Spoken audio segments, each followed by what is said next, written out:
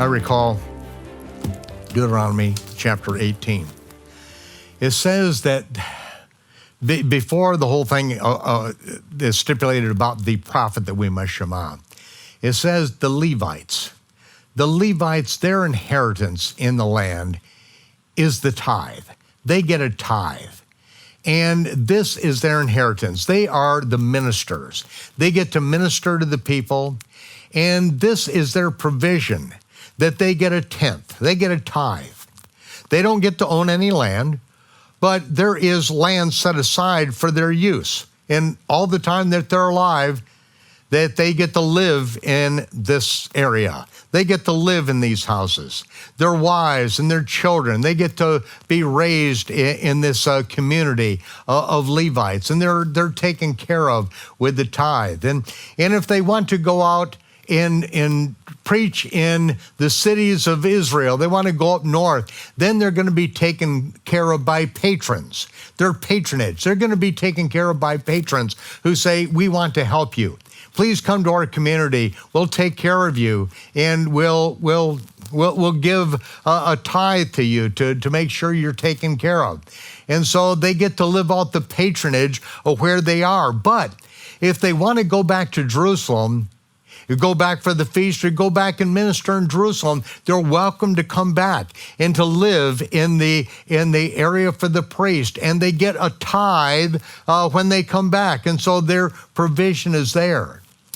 So those who Yeshua ministered to, Yeshua was not a priest of the Levitical priesthood.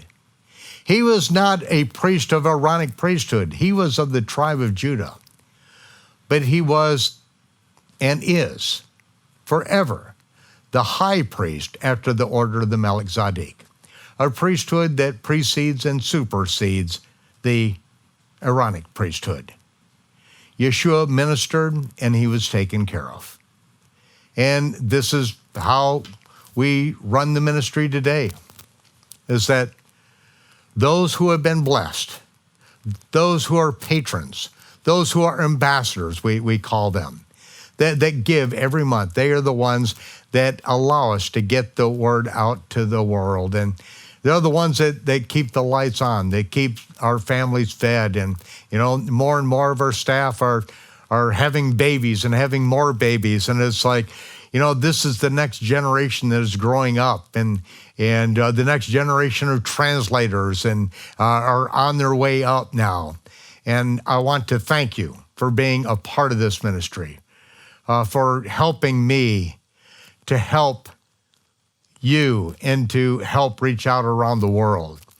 And I'm doing these teachings because I want you to have the ammunition. I want your heart to be on fire. I want you to understand these things from beginning to end. I want you to get the chronological gospels and to read it through and to think this whole thing through over and over and over again, ladies and gentlemen, because I want you to love to tell the story, because there are very few that are out there telling the story.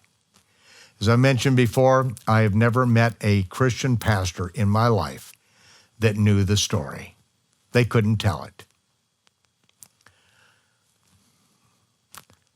Learn it so that you can tell it in 5 minutes, in 5 hours, in 5 days, in 5 years. Learn it.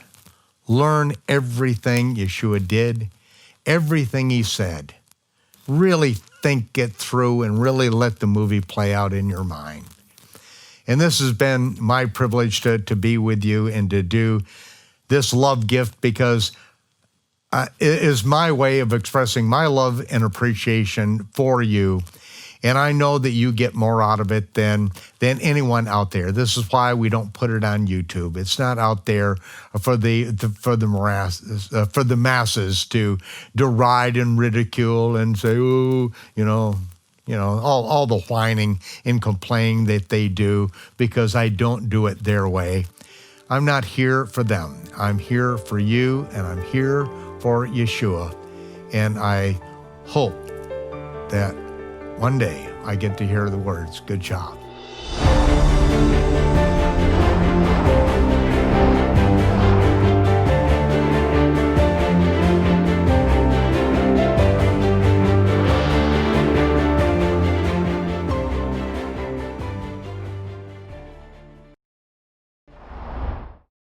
Shalom, Torah fans. Since you love the truth, give this video a thumbs up and share it with a friend. Tap the subscription button and the bell icon, and I promise to update weekly with in-depth biblical research. Be sure to download the new michaelrood.tv app for both mobile and home devices for even more commercial-free content.